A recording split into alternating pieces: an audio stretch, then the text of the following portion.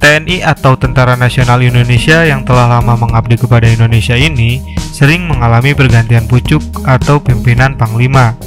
Sebutan untuk jabatan pucuk pimpinan militer nasional kita telah beberapa kali berubah, dari Panglima Tentara Keamanan Rakyat atau TKR, Panglima ABRI, sampai akhirnya sekarang disebut sebagai Panglima TNI. Setidaknya sudah lebih dari 17 pergantian jabatan Panglima TNI di negara Indonesia. Pergantian pejabat Panglima TNI yang terakhir dilakukan pada tanggal 8 Desember 2017 yang lalu. Panglima yang baru, Marsikal TNI Adi Cahyanto dari Angkatan Udara menggantikan Panglima sebelumnya, Jenderal TNI Gatot Nurmantio dari Angkatan Darat yang pensiun pada awal tahun 2018. Panglima TNI saat ini Bapak Adi Cahyanto memulai karir sebagai pilot TNI AU.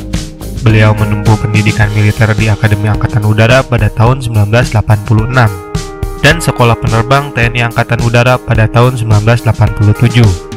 Bapak Hadi memulai karirnya sebagai pilot TNI Angkatan Udara di Skadron 4 Pangkalan Udara Abdurrahman Soleh, Malang, Jawa Timur. Ia banyak menghabiskan waktunya di Skadron 4 Malang hingga menjabat sebagai Komandan Skadron Udara. Beliau kemudian menjabat Komandan Lanut Adi Sumarmo pada tahun 2010 hingga 2011. Tentunya menjadi seseorang yang sangat dipandang di negeri ini haruslah memiliki otak yang cair atau mumpuni dalam segi apapun. Layaknya Bapak Panglima saat ini yang masih ketika SMA memiliki julukan si otak setan.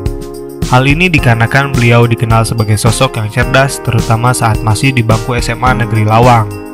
Ketika itu Bapak Hadi yang mengambil jurusan IPA dianggap mudah mencerna mata pelajaran. Maka tak jarang teman-teman Hadi menganggapnya sebagai si otak setan saat masih SMA dulu.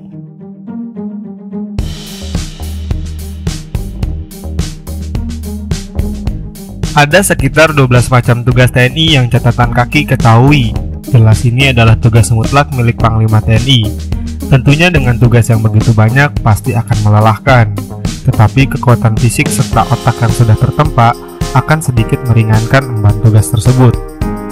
Dan di sini kami akan mencoba memberikan pandangan kepada teman-teman semua melalui Undang-Undang Dasar 1945, Pasal 10 yaitu Presiden memegang tinggi kekuasaan Angkatan Darat, AL, dan AU.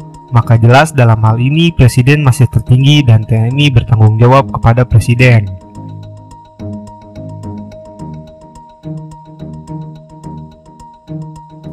Tentu saja tidak, garis komando TNI adalah tegak lurus langsung dari Presiden kepada Panglima TNI. Dalam hal ini hubungannya kepada Kementerian Pertahanan adalah mengenai koordinasi kebijakan dan strategi pertahanan, serta dukungan administrasi.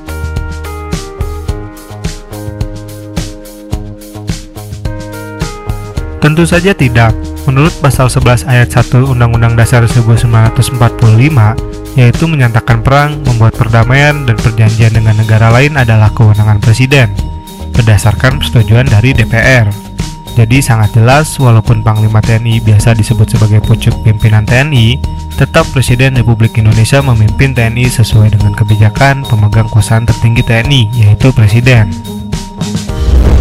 Itu tadi adalah pembahasan kita untuk hari ini. Apabila dirasa bermanfaat video ini, klik tombol like dan juga bagikan ke teman-teman lainnya. Dan apabila punya saran bagus untuk kami, tolong tulis di kolom komentar agar kami coba bahas di video berikutnya. Terima kasih dan sampai jumpa.